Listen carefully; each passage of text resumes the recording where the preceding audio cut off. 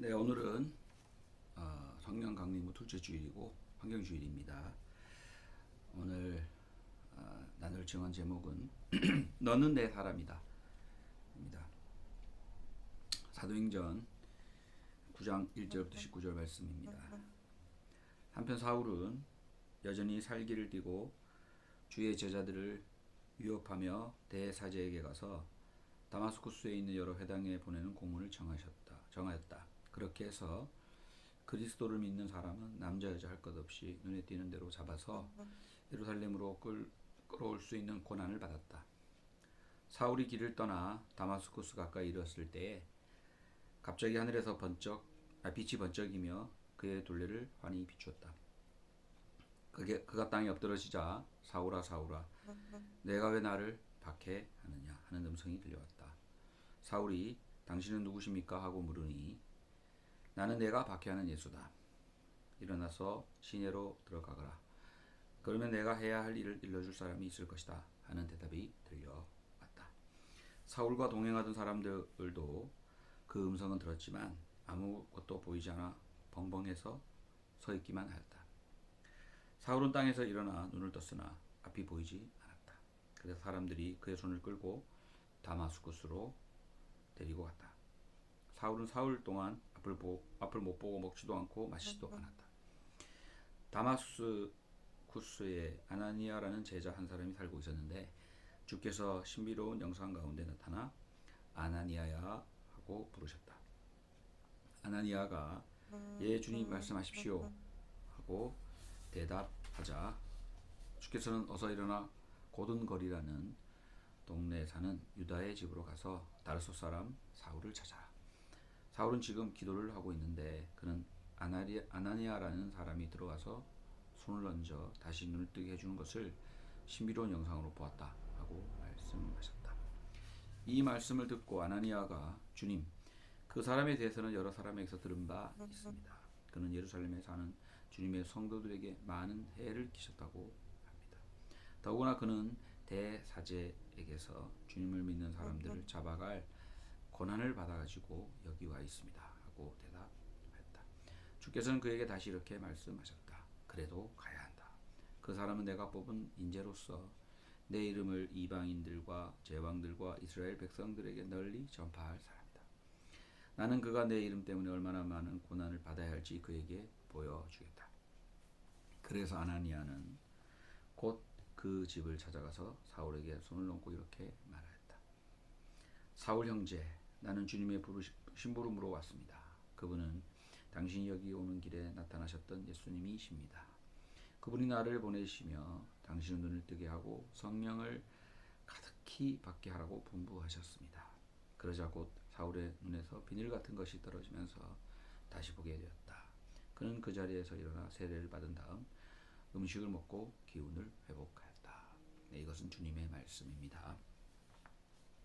네, 오늘 증언 제목은 너는 내 사람이다 라는 제목입니다. 며칠 전 6월 3일 제9회 전국 동시지방선거가 있었습니다. 당선한 사람도 있고 낙선한 사람도 있고 성공한 사람도 실패한 사람도 있습니다. 당선이 성공이고 낙선이 실패냐? 그렇지는 않습니다. 당선은 당선대로 의미가 있고 낙선은 낙선대로 의미가 있습니다. 낙선했지만 대단히 중요한 그 이정표를 만든 사람도 있고 당선했지만 그저 그런 사람도 있겠죠. 중요한 것은 그 사람이 당선된 후의 모습입니다. 혹은 낙선된 후의 모습입니다.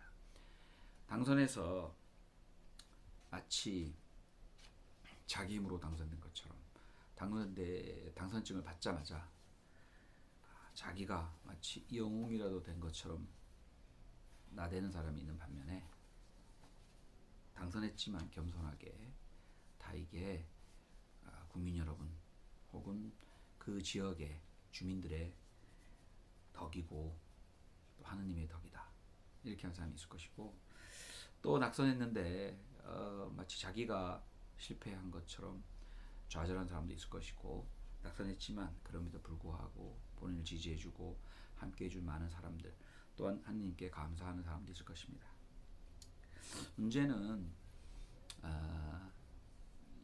일꾼을 뽑아 쓰고 혹은 하느님이 일을 맡길 때 그 사람의 무엇을 보고 맡기냐는 거예요. 어떤 기준으로 하느님 맡기냐는 겁니다. 그것이 오늘 나눌 성서 말씀 또 증언 말씀의 주제입니다. 저는 하느님이 사람을 세우는 방식을 한번 오늘 성서 말씀을 통해서 볼까 합니다. 사실 오늘 사도행전만 읽었지만 오늘 성서 말씀은 예레미야 1장 4에서 10절, 마태복음 9장 35에서 10장 1절도 있습니다. 여기서 예레미야에서는 야훼 하나님이 예레미야에게 나타나서 네가 생기기도 전부터 내가 너를 예언자로 삼았다. 내가 너를 내 사람으로 삼았다. 이런 말이 나와요. 그리고 찾아갔더니 예레미야가 나는 아이여서 말을 못합니다. 했더니 하나님께서 이 손을 입에다가 탁 대면서 내가 내 말을 네 입에다가 담아준다. 이렇게 말한 구절의 말씀이고요. 마태복음은 예수께서 이렇게 막 도시와 마을을 돌아다니시면서 봤는데 병자와 허약한 사람이 너무 많아. 또 목자 없는 양같이 시달려. 그리고 허덕여 군중들이 불쌍한 마음이 들어서 제자들을 이렇게 파송했다는 건데, 예수께서 제자들을 불러서 악령을 제어하는 권능을 주면서 이렇게 보냈다. 이런 구절이 나오고 있습니다. 그래서 병자와 허약한 사람을 고쳐주겠다 이런 얘기가 나와 있습니다. 오늘 이 세 본문에서 하느님이 사람을 세우는 방식인데, 첫 번째는 이 겸손한 사람입니다. 나는 아이라고 하는 사람 세운다는 거예요. 그리고 세우는 방식도 이거 뭐 옛날부터 정했다는 거예요. 이건 사울 나중에 바울이 되지만 그를 선택하는 것도 마찬가지인데요. 하나님이 강권적으로 선택하는 거예요. 생기기도 전에.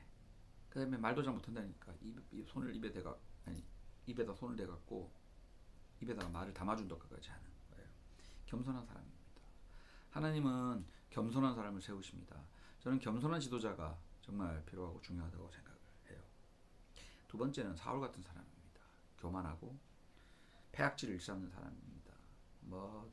이 사울을 보면 드라마 추노가 생각나요? 그런 사람을 고쳐 쓰는 거예요. 재활용하는 겁니다. 하느님은 사람을 재활용하기도 합니다. 어떤 사람? 아주 대위기와 대재앙을 그 개인에게 감당하기 어려울 만큼의 고통을 주는 거예요. 오늘 사울은 눈이 멀어요. 여러분, 눈이 멀면 어떨까요? 눈이 안 보이면 어떻게 될까요? 한번 깜깜한 곳에 빛 하나 안 드는 곳에 눈 감고 들어가 보세요. 어떠세요? 두렵습니다. 정말 뭐가 있을지 모르니까 두려움에 휩싸이죠. 또 막막하고 그러죠. 눈이 정말 중요한데 이 눈을 멀게 합니다. 좌절을 주는 거예요. 실패를 경험하게 합니다. 그런데 문제는 그 속에서 실패를 경험하게 하는 그것은 대위기지만 대전환점이기도 합니다. 그걸 알아야 돼요. 위기가 왔을 때 이게 전환의 신호구나를 알아야 되는데 모르는 사람 많아요.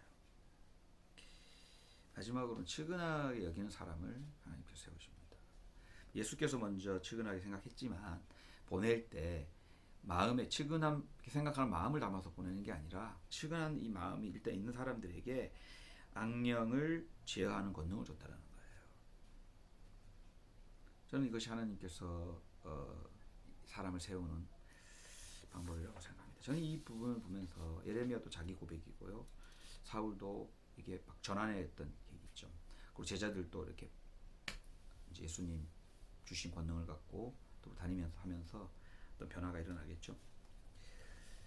저는 전환이나 이런 변화, 하나님의 사람으로 세워진 이 과정에서의 감각이 좀 중요하다는 생각을 합니다. 알아차리는 능력이에요.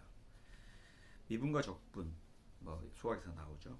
미분과 적분. 미분은 어떤 현상인지 간에 부분이 전체를 포함한다는 생각에서 출발하는 거예요. 사자는 발톱만 보고도 안다는 뉴턴의 말처럼 어떤 일이 전체에서 어떤 의미인가를 그 단면을 가지고 이렇게 알 수 있다라는 거죠.